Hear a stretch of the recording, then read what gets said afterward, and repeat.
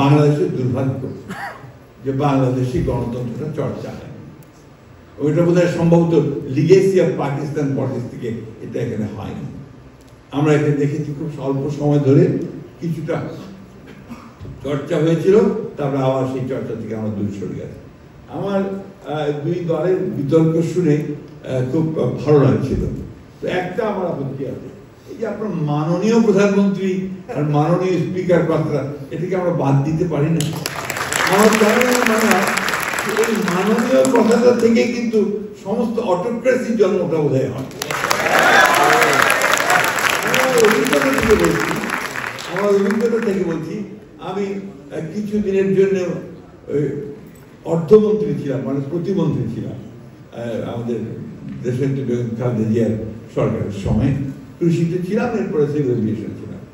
তো আমি যখন ঢাকার বাইরে যেতাম তখন আপনার প্রথমে সার্কিট হাউসে গেলেই ওখানে একটা পুলিশের কন্টিনজেন্ট একদম চৌকস ভাবে দাঁড়িয়ে বিরাট একটা গার্ড অফ অনার দিত। আর সঙ্গে সঙ্গে আমার মনে হচ্ছে আমি একটা কেউ কেটা বিরাট কিছু যে আমাকে আমরা সেলুট দেওয়া হচ্ছে। এই যে ধারণাটা, এই ধারণাটা কিন্তু আমাকে একটা ভিন্ন জগতে নিয়ে যায়। 1971 সালের স্বাধীনতা যুদ্ধের সময় আমি যখন পাকিস্তান সেনাবাহিনীর উত্তরে টিকতে না পেরে ভারতে চলে গেলাম, এবং ইসলামপুর বলে একটা আপনার পশ্চিম দিনাজপুরের একটা আমার একটু বদ অভ্যাস তো যে কারণে এগুলো পড়ে যায়। তো ওই সময় আমরা আপনার পালিয়ে যখন ভারতে চলে গেলাম, তখন তো কোথাও রাতে শোবো কোথায়, থাকবো কোথায়, খাবো কি, সব কিছুই সমস্যা। তা আমাদের একজন সুরি তিনি দয়া করে আমাদেরকে একটা সাইকেল স্টোরের পেছনে জায়গা করে দিলেন। একটা আপনার আলমারি করে রাখা আছে, তার পেছনে একটু জায়গা, একটা মানুষ বড় জোর লম্বা হয়ে শুতে পারে। তো সেইখানে আপনারা রাত্রে থাকার ব্যবস্থা হলো প্রথম দিকে। তো ওখানে 2 দিন পরেই ওই বিকেলবেলা ওই স্টোরের সামনে একটা জায়গা ছিল, ওখানে আমরা চেয়ার নিয়ে বসতাম, গল্প করতাম। আমার সব ওখানে একটা গাড়ি আসলো, অ্যাম্বাসেডার গাড়ি ভারতীয়, তার উপরে একটা আপনার ওই লাইট বসানো, সিকিউরিটি লাইট বসানো।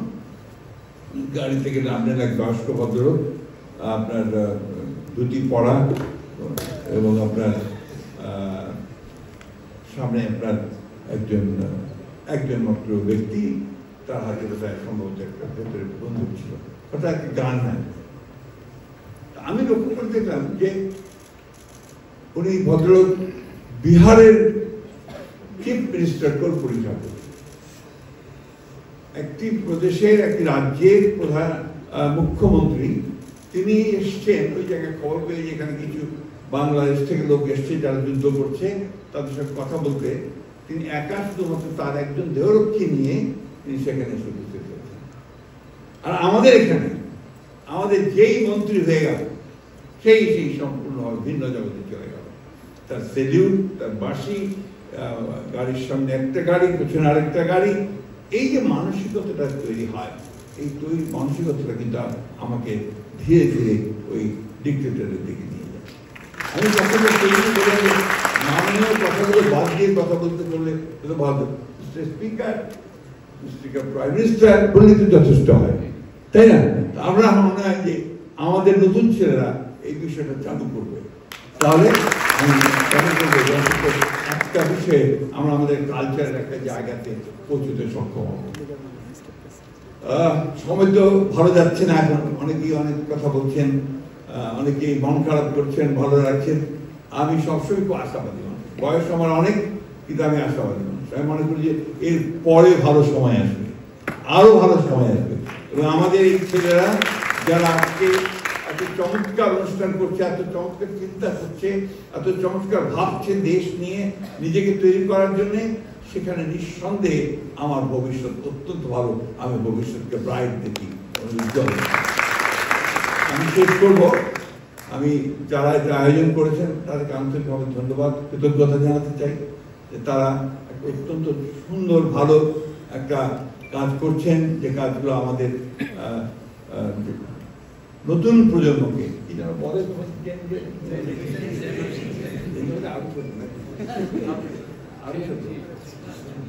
তো এই ডেঞ্জের সঙ্গে আমাদের পরিচয় খুব কম।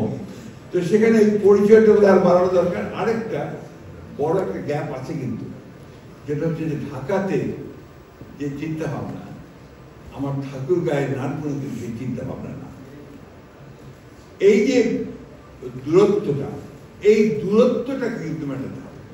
তা নাহলে আমরা যে একটা তৈরি করতে চাচ্ছি, একটা প্রজন্ম তৈরি করতে চাচ্ছি, একটা শক্তি তৈরি করতে চাচ্ছি, একটা আর্মি তৈরি করতে চাচ্ছি, যে আর্মি আমার বাংলাদেশকে বদলে দেবে, সেই জায়গাটা বোধহয় আমরা আসতে পারবো না। আমি অনুরোধ করবো, আমি আয়োজকদেরকে আমি অত্যন্ত গর্বিত বোধ করছি যে আমি তাদের সঙ্গে ছিলাম অনেক আগে, ঢাকা কলেজের ছাত্র ছিলাম অনেক আগে, সেই বাংলাদেশ সৃষ্টির আগে 1963-65 সালের ছাত্র ছিলাম, আর শিক্ষক হয়েছিলাম 73-75 সালে, ওই সময়টাতে। তো আমার মনে হয় এই কাজটা তারা আরো ভালো করে করতে পারবে। আমি আবার আন্তরিকভাবে তাদেরকে ধন্যবাদ, কৃতজ্ঞতা জানাই। আজকে যারা এসেছেন তাদের কথা শুনে আমার খুব ভালো লেগেছে। আমি আশা করব, বিশেষ করে যারা প্রফেশনালস আছেন, এখানে কয়েকজন অত্যন্ত উচ্চমানের প্রফেশনাল, তারা ছেলেদেরকে বলেছেন যে কি কি করা দরকার, কিভাবে আরো সামনের দিকে এগোনো যায়, এই বিষয়গুলো নিয়ে আমরা যদি সামনের দিকে যেতে পারি তাহলে নিশ্চয়ই আমরা করবো জয়। ধন্যবাদ। For more updates, follow us on Facebook, subscribe our YouTube channel, get the latest update on www.daily-sun.com.